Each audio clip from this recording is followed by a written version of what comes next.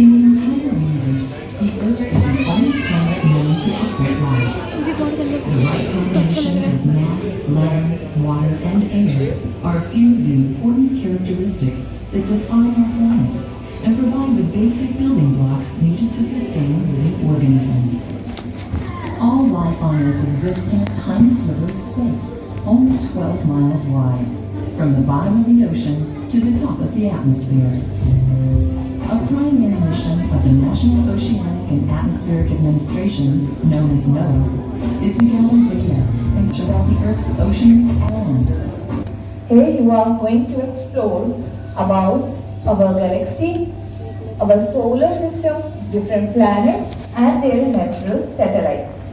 So start करते हैं from the very beginning. Our galaxy.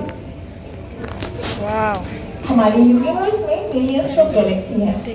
उनमें से एक है मिल्की वे गैलेक्सी, जो हमारी गैलेक्सी है। गैलेक्सी स्टार, प्लैनेट, डस्ट और एस्ट्रॉइड बॉडीज का एक कलेक्शन है। एक्चुअल में मिल्की वे गैलेक्सी का शेप इलिप्टिकल है, बट ये प्रोजेक्शन क्योंकि स्फेरिकल है इसलिए वो आपको स्फेरिकल शो हो रहा है।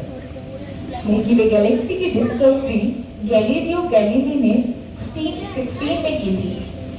और इसमें एक और इंटरेस्टिंग फैक्ट है कि उन्होंने ये डिस्कवरी अपने ही बनाए हुए टेलीस्कोप के साथ की थी।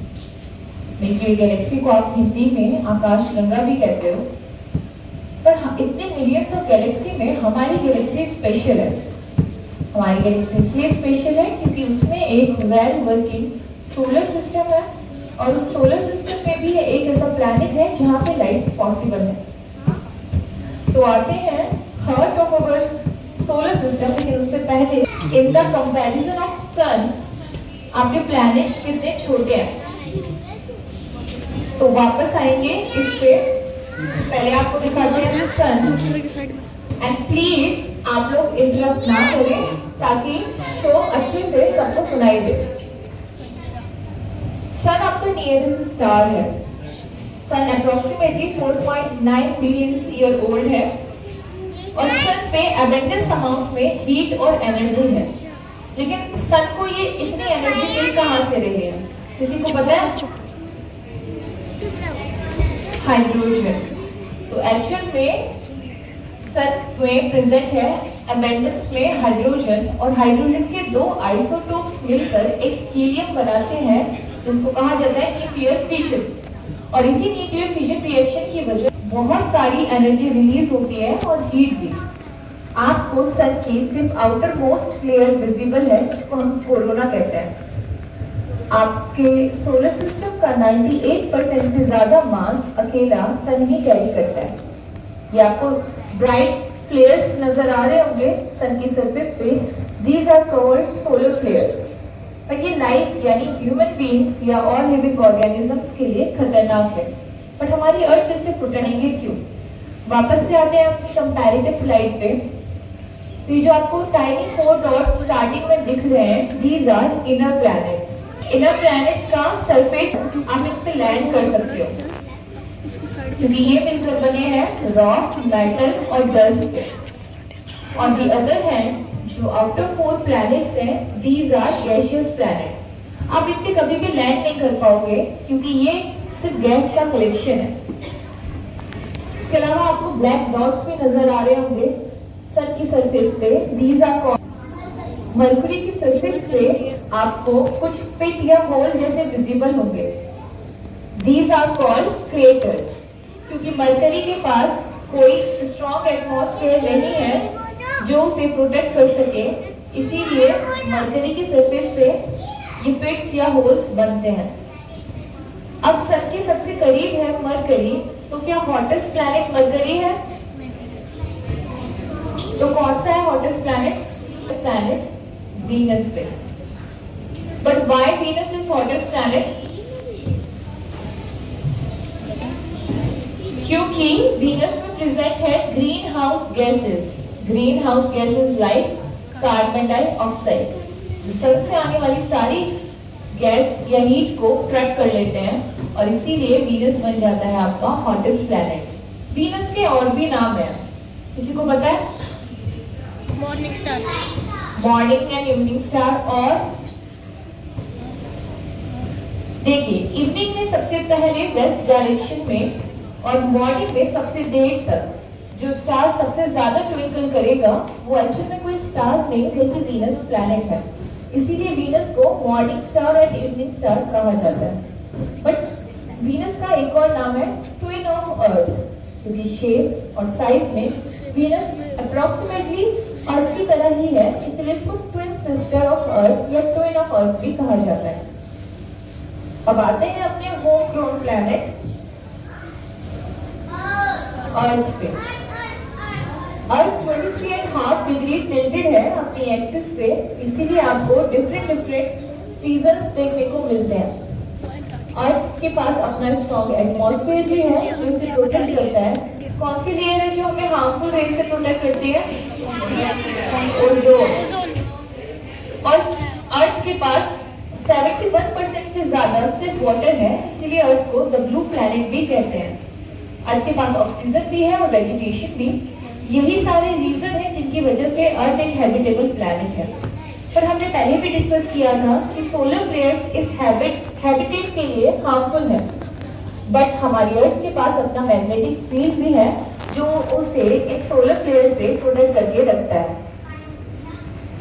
अब वापस से अर्थ पे आएंगे, पर अभी आगे बढ़ते हैं अपने last inner planet Mars. Mars is called the red planet. Why? बता भाई। रेड बट उसका उसका सैंड रेड क्यों है? सन के पास होता है शायद, नहीं मरकरी। क्योंकि मार्स में प्रेजेंट है एबंडेंस अमाउंट में आयरन, और आयरन की टेंडेंसी है कि वो मॉइस्चर के प्रेजेंस में रस्टिंग शो करता है, और रस्टिंग की वजह से ही उसको ये रेड कलर मिला है। मार्स पहले अर्थ की तरह एक माउंटेन और वैलीज वाला प्लैनेट था, पर धीरे धीरे मार्स का एटमॉस्फेयर चेंज हुआ और अब मार्स एक बैरन प्लैनेट बन गया है। मार्स पर इतने ज्यादा डस्ट स्टॉर्म्स होते हैं कि कभी कभी मार्स का पूरा एटमॉस्फेयर डस्ट से ही ढका होता है। तो अगर आप सोच रहे हैं कि मार्स पे लाइफ की पॉसिबिलिटी है, या जो हॉट टॉपिक है हमारी करंट जितनी भी रिसर्च का वो मार्स ही है, बट वहाँ हैबिटेट बनाना इतना भी आसान नहीं है। इसके अलावा आपको कुछ ब्राइट बड़ा सा स्पॉट नजर आ रहा होगा, ये एक्चुअल में आपके सोलर सिस्टम का सबसे बड़ा वोल्केनो, ये सबसे बड़ा माउंटेन है जिसको कहा जाता है द ग्रेट माउंट ओलंपस। इसकी हाइट आपके माउंट एवरेस्ट से भी 3 टाइम्स ज्यादा है, और जैसा आपको पता है कि मार्स की ग्रेविटी अर्थ के कंपैरिजन में कम है, तो अगर आप 3x टाइम ज्यादा माउंट एवरेस्ट वाले माउंटेन से जंप करो, वो भी ऐसे प्लैनेट पे जिसकी ग्रेविटी कम है, तो क्या सरफेस तक आ पाओगे? इसके अलावा मार्स के पोल्स पे प्रेजेंट है ये व्हाइट पैचेस। ये व्हाइट पैचेस एक्चुअल में आइस, ड्राई आइस है जो मार्स के पोल्स पे प्रेजेंट है। तो ये तो थे हमारी इनर प्लैनेट्स जिन पे आप लैंड कर पाओगे। अब आते हैं अपने आउटर प्लैनेट्स, जिसमें सबसे बड़ा गैसियस जाइंट है जुपिटर। जुपिटर डिफरेंट गैसेस का कलेक्शन है, इसीलिए आपको जुपिटर की सरफेस पे ही डिफरेंट पैटर्न्स शो हो रहे हैं, क्योंकि इन गैसेस की अलग अलग डेंसिटी है और वो आपस में मिक्स नहीं होते। जुपिटर आपके सोलर सिस्टम का लार्जेस्ट प्लैनेट है। जुपिटर के इनर एटमॉस्फेयर में कंटिन्यूअसली थंडरिंग होती रहती है, क्योंकि जुपिटर में प्रेजेंट है बहुत सारी अमोनिया। इसके अलावा एक आई लाइक स्ट्रक्चर भी आपको जुपिटर पे नजर आ रहा होगा। This is called the red spot, और एक्चुअल में ये एक स्टॉर्म है, एक तूफान जो मिलियंस ऑफ ईयर से एज इट इज जुपिटर पे बना हुआ है। कहा गया है कि पहले इसका साइज इतना बड़ा था कि इसमें 3 अर्थ फिट हो जाती थी, पर अब धीरे धीरे जुपिटर का भी एटमॉस्फेयर चेंज हो रहा है और अब इसमें सिर्फ 1 और 1.5 अर्थ ही फिट हो पाती है। तो अगर जुपिटर की एक स्टॉर्म से एक अर्थ फिट हो सकती है, तो पूरे जुपिटर में कितनी अर्थ फिट हो जाएंगे? 3100 अर्थ फिट हो सकती है पूरे जुपिटर में। जुपिटर इतना बड़ा है। अब आते हैं अपने नेक्स्ट प्लैनेट सैटर्न। कुछ मिसिंग है, बट एक्चुअल में कोई मेटेलिक या सॉलिड रिंग नहीं है जो सैटर्न के अराउंड रिवॉल्व करती है। वो डस्ट और आइस का कलेक्शन है जो सैटर्न की ग्रेविटी की वजह से सैटर्न के अराउंड रिवॉल्व करता है। सैटर्न आपके सोलर सिस्टम का लाइटेस्ट प्लैनेट है। सैटर्न इतना लाइट है कि अगर आप एक इमेजिनरी पूल इमेजिन करो और उसमें सैटर्न नाम की बॉल को डिप करोगे तो बॉल एक्चुअल में सिंक नहीं बल्कि फ्लोट करेगी। इसके अलावा किंग और क्वीन ऑफ मून्स यानी सबसे ज्यादा नेचुरल सैटेलाइट भी सैटर्न के पास ही है। अब आगे बढ़ते हैं अपने लास्ट 2 कोल्डेस्ट प्लैनेट, जिसमें सबसे पहले है यूरेनस। आई एम श्योर आप सबको अमीर तो होना ही होगा, तो अगर आप लोगों को जल्दी अमीर होना है तो आपको एक ट्रिप कर लेनी चाहिए यूरेनस की, क्योंकि यूरेनस में होती रहती है कंटिन्यूअस डायमंड रेन, और इसी डायमंड रेन की वजह से यूरेनस बहुत स्पेशल है। बट एक छोटी सी प्रॉब्लम है, आप वहां सरवाइव नहीं कर पाओगे, क्योंकि यूरेनस में प्रेजेंट है H2S गैस, हाइड्रोजन सल्फाइड, जो उसको एकदम रॉटन एग यानी सड़े हुए अंडे की तरह स्मेल देती है, इसीलिए वहां सरवाइव करना बहुत मुश्किल है। अब आते हैं अपने coldest planet of solar system Neptune. Neptune सबसे दूर है और नेपच्यून में प्रेजेंट है मीथेन गैस, इसीलिए नेपच्यून आपका कोल्डेस्ट प्लैनेट है। पर नेपच्यून की एक और स्पेशलिटी है, सबसे तेज चलने वाली विंड्स यानी सबसे तेज चलने वाली हवाएं भी नेपच्यून के पास ही हैं। नेपच्यून पे approximately 2100 kilometre per hour speed से चलने वाली हवाएं पाई जाती हैं। इसीलिए जो व्हाइट पैचेस आप नेपच्यून के इनर एटमॉस्फेयर में कहीं कहीं देख रहे हो, these are called Neptune scooters, जो इन्हीं हवाओं की वजह से बनते हैं। अब वापस से आते हैं अर्थ पे। This is the day and night view of earth. Earth 24 hours में अपना रोटेशन कंप्लीट करता है, इसीलिए हाफ पोर्शन में डे और हाफ पोर्शन में नाइट है। आप लोग थोड़ी देर और सुन लो, उसके बाद आप कंटिन्यू कर सकते हो। This is the total night view of earth. आपको ये व्हाइट स्पॉट्स नजर आ रहे हैं? क्या है ये? लाइट। बट इस लाइट से भी किसी को प्रॉब्लम हो सकती है, सोचा है? जो लाइट हमारे लिए बहुत यूजफुल है, वो लाइट जो एनिमल्स और बर्ड रात में नेविगेट करते हैं with the help of star light और मून लाइट, उनको रास्ता भटका देती है। इसीलिए एक नया कॉन्सेप्ट आया है जिसे कहा गया है लाइट पोल्यूशन। अब आपको और क्या नजर आता है स्काई में रात को? स्टार्स के अलावा सर रात में तो पोल्यूशन नहीं नजर आता है। तो आते हैं अपनी नेचुरल सैटेलाइट मून पे। मून का साइंटिफिक नेम क्या है? Luna. Luna is the scientific name of moon. आपका मून आपके सोलर सिस्टम का 5th लार्जेस्ट नेचुरल सैटेलाइट है। मून का ग्रेविटी अर्थ के कंपैरिजन में 1/6 है। मून पे भी सेम रीजन की वजह से क्रिएटर्स फॉर्म होते हैं, और कहा गया कि मून पे जो एक बार क्रिएट हो जाता है वो हमेशा के लिए रहता है। इसीलिए मून पे the first man who landed on moon, Neil Armstrong, उनके फुटप्रिंट आज तक प्रिजर्व है। आप कुछ ब्लैक स्पॉट्स भी नजर आ रहे होंगे, these are called maria. Moon की एक ही साइड विजिबल है अर्थ से, जिसको हम कहते हैं नियर साइड, और एक साइड कभी भी विजिबल नहीं होती है अर्थ से, which is called far side. अब ऐसा क्यों है? वो इसलिए क्योंकि मून का रोटेशन एंड रिवॉल्यूशन टाइम बिल्कुल सेम है, 28 डेज। तो अगली बार फुल मून पे ध्यान से देखना कि कौन सी साइड विजिबल होती है मून की, ये ब्राइट वाली या ये ब्लैक स्पॉट्स वाली।